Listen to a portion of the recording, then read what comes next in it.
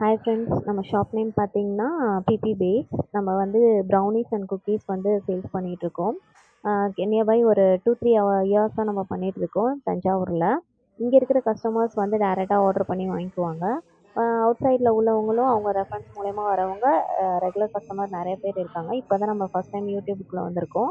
இது மட்டும் இல்லாமல் குயின் எலிக்ஸருங்கிற பிராண்டும் artificial jewellery, clothings and herbal cosmetics வந்து நம்ம பண்ணிகிட்ருக்கோம். அதை நான் ஃபியூச்சரில் அப்லோட் பண்ணுறேன்.